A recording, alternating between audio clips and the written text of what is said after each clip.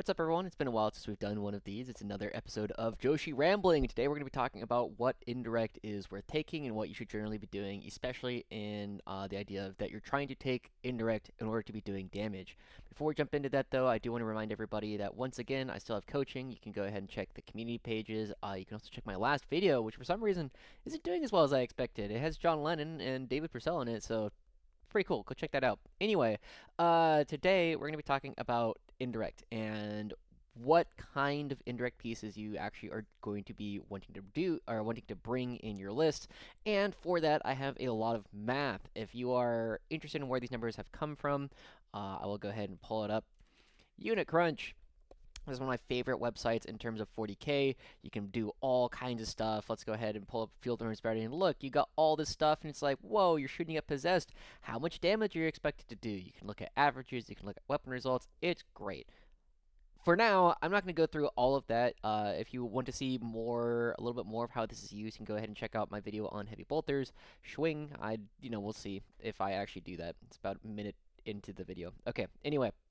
The whole point is, these are numbers calculated at unit crunch in order to try and understand what kind of damage we're actually going to be doing. And the indirect that we're really going to be comparing is going to be field endurance batteries, the new Krieg artillery teams, and the new heavy weapons, or not the new, but the heavy weapon squad mortars as the main source of indirect. Unfortunately, in the codex, the Manticore just got gutted. It no longer has the rerolls. The rule that it has is kind of irrelevant, especially because I think it's to a minimum of one. And then the Basilisk is still just like really expensive. If you're trying to bring indirect for the purpose of doing damage, they are both strictly outcompeted by the artillery team these days in pretty much every situation you can think of. With all that in mind, let's go ahead and actually talk about what indirect is actually really good. So I've gone ahead and already done all this math. And what these numbers that we have in these columns here are representing is how many dead models you can expect when this unit shoots at something that is giving you the maximum blast, right? So we have 10 guardsmen. We're assuming we're getting 2 blast per field endurance battery bombast weapon. We have 10 cultists, same thing. 5 scout marines. We're assuming we're getting 1 blast. And with that in mind, you have to kind of take these numbers with a little bit of context in that after you shoot the first piece of indirect at whatever these things are, these numbers are going to be worse, right? Because you're going to be getting less blast with the second field ordnance battery or the second heavy weapon squad that is going to be shooting at this target because you're not going to be getting as much blast. With all that in mind, I've gone ahead and taken a bunch of different units that we want to be shooting indirect at. If you want to be shooting indirect at anything heavier than like Terminators or Possessed, you're going to want to bring the Siege Cannon. Nothing else does damage into those targets at all, and it's not like the artillery team does that much damage into it anyway. So, with that, across this top row, we have the Field Ordnance Battery at Guardsmen, Cultists, 5 Scout Marines, 5 Infiltrators, 5 Scourgers, 5 Aspect Warriors, which is going to be very relevant coming up very soon with the Eldar Codex starting to become legal in different places, 5 Terminators, and 10 Possessed, particularly because the creations of Bile detachments become very powerful, and they're oftentimes running several units of 10 Possessed, which are very fast. They advance, I think they have advance in charge. They definitely have access to it as a stratagem at the very least, and you got to be able to kill them. Being 3 wounds is very annoying. And so what we can immediately see jumping out in terms of like the actual damage that one unit of these things are going to be doing is that the Field Ordnance Battery is pretty much the best into just about everything that is 1 or 2 wounds, with a small, a couple spots where like the mortars are coming up close, and then the siege cannon does really well into things that are 3 wounds. None of this should be particularly surprising. The other big thing is that the multiple rocket launcher with the anti-infantry 3 plus is like really terrible. You never really want to be bringing these, and the heavy mortar is it's okay into just about everything. But I'm a very strong believer that if you're going to be bringing things that are generalist units, you probably are building a not particularly good list in general. So you generally are going to be wanting to avoid these if you're going to be trying to shoot at anything that you'd be wanting to shoot the heavy mortar at. So, in terms of just like raw damage output, Field Endurance Battery, just looks like the best. I've also gone ahead and done a similar thing with the common detachments that you're going to be wanting to be bringing indirect in. If you've been paying attention to the meta recently, Bridgehead Strike has been very, very powerful coming out for guard, and one of the reasons that that is true is it gives all of our infantry reroll ones, and all of the indirect that we currently have listed here is infantry, which means it does benefit from the reroll ones. And you can kind of see that the numbers just go up kind of across the board, and it shouldn't really be a surprise. This next column, or this next set of tables right here, are just a percentage increase in terms of damage output that you're going to be getting. Um, most of these are hovering around the 16%, which should be intuitive to pretty much everyone because reroll ones is going to increase the amount of damage you do, or the increase the number of hits you get by about 16%, not 16 percentage points. So it doesn't go from 50 to 66. It goes from 50 to 58, which is a 16% uh, increase, or 18, whatever the 1/6 is. You guys know what I'm trying to say. You increase it by the equivalent of rolling one die better, 1/6. I'm rambling. Anyway, this is a Joushi rambling video. You should be used to this by now. The big exception here that you kind of see is with the Terminators, and the main reason for that is like these numbers are so low that it doesn't like this is very plausibly a rounding error, just from porting the information over from Unicrunch, but also just like you're not doing any damage with this anyway, so whatever. Next one. So Bridgehead gives reroll ones to everything. You can also do this with a Scout Sentinel, but then you're starting to put more points into trying to actually make any of this useful. Our next table here is very similar. It's the same thing, but giving ignores cover from the Siege Regiment incendiary rounds, I think they're called, the ones that give you ignores cover on whatever. And you can see here that these numbers are also just going up, right? Plus 1.3, plus 0.8. These aren't really changing, but one of the big things to note with all of these is these numbers should also be fairly intuitive to everyone. You can see that all of these zeros, ignores cover is not actually changing what they're saving on, right? Terminators um, doesn't really make that much of a difference, right? You're just not doing that much more damage with these. They are saving on twos with ignores cover, and they're saving on twos without ignores cover against a mortar. That's another example. The siege cannon shooting at scourges doesn't change at all because scourges, they have a 5 plus plus, which I forgot to copy over, but they have a 5 plus plus, so having more effective AP against them doesn't actually change the math into them at all. They're going to be taking the same amount of damage.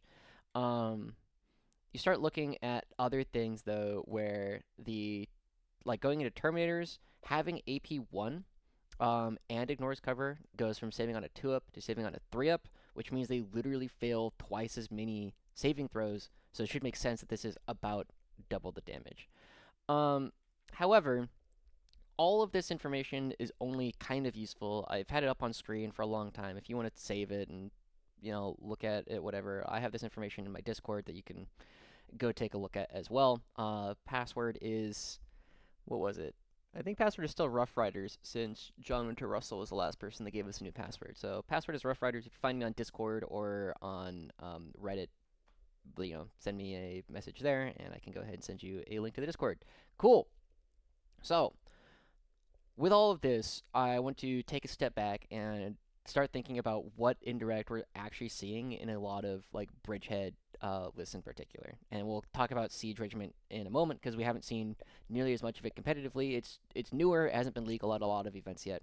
So in Bridgehead, what you are generally seeing is that people are bringing either 3 units of heavy weapon squad mortars. It has been Cadians most of the time, simply because playing on the index, but also Catachan do about the same damage anyway, or they have the exact same profile other than the reroll ones to wound against vehicles of monsters, which we don't want to be shooting mortars at those anyway, so whatever.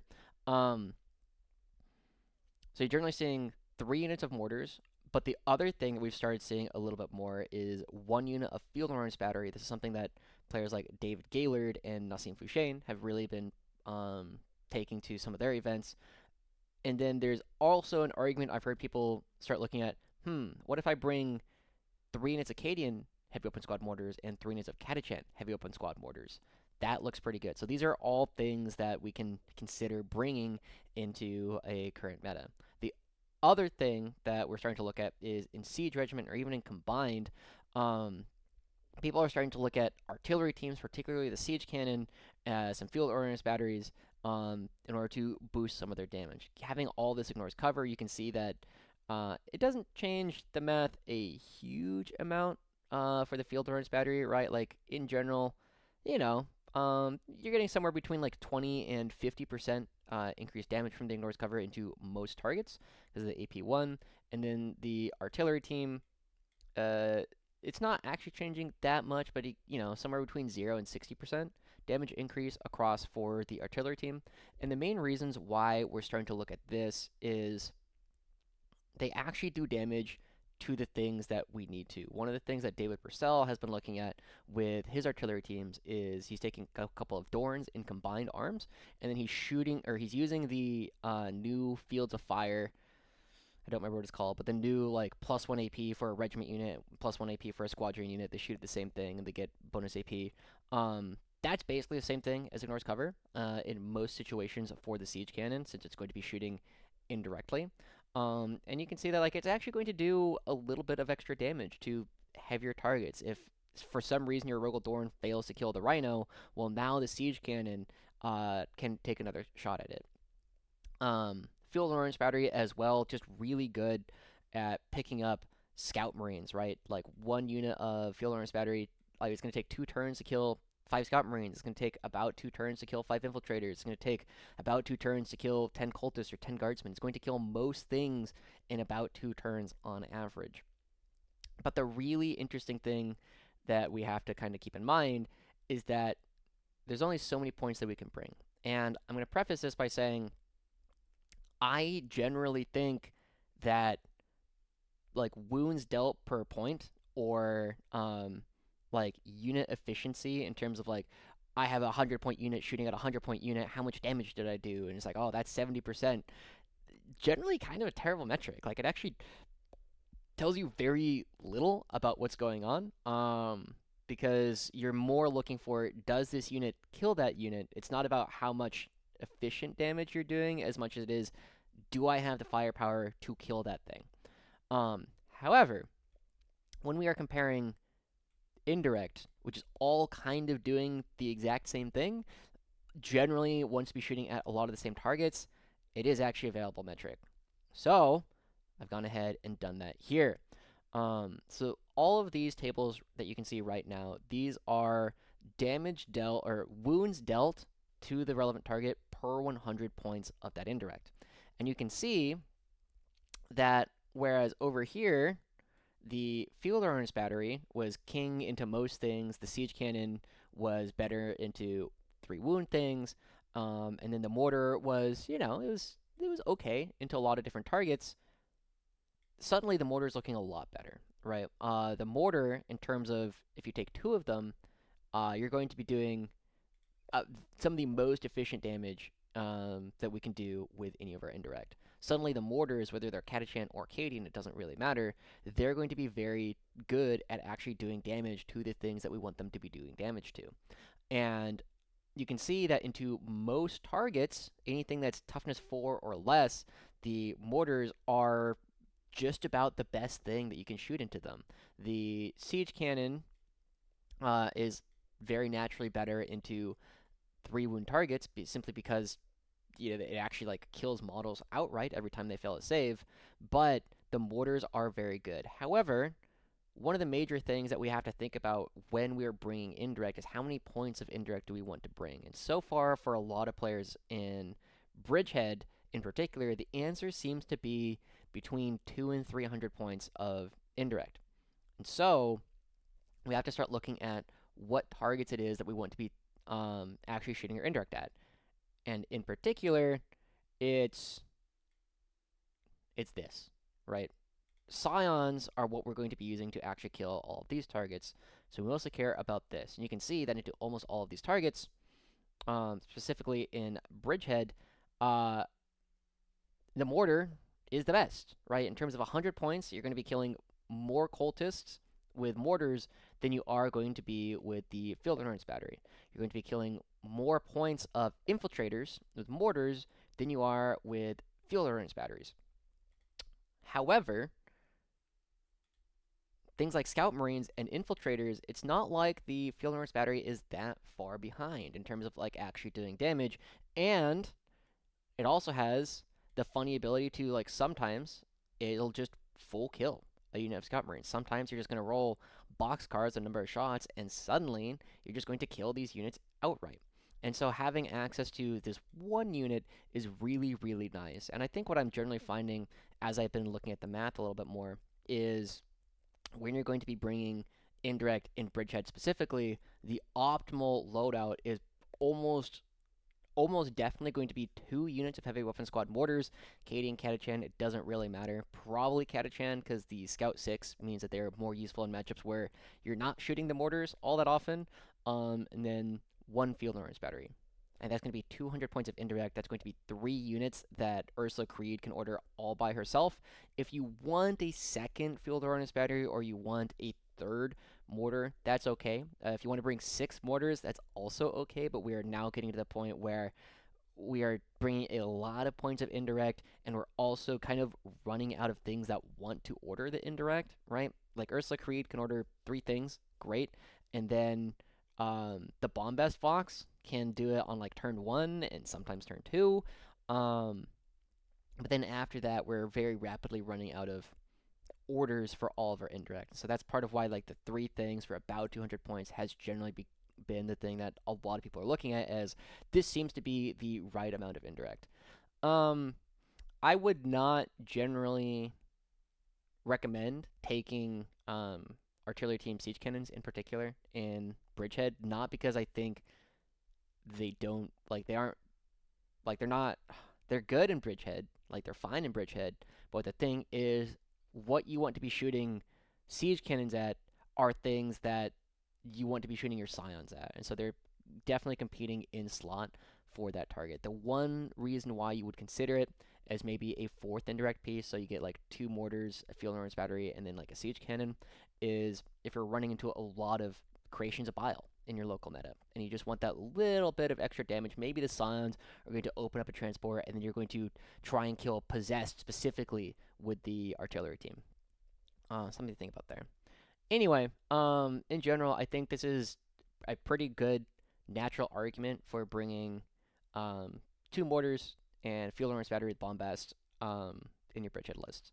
However, if we are going to be looking at siege regiment or combined arms, which can also get the ignores cover with the new fields of fire stratagem, siege cannon and field endurance batteries are looking a lot better. The mortars, like, yeah, they still kill these things, but we're also generally a much more of a direct fire army. So unless you're running into a lot of like elves in your local meta, or you just really need to kill cultists with like indirectly, then you can look at that. But the siege cannon actually does decent damage. It's not great damage, but you're gonna do some damage to anything, um, just about every target in the game, and oftentimes that can be the difference between like leaving something on low wounds versus full killing it.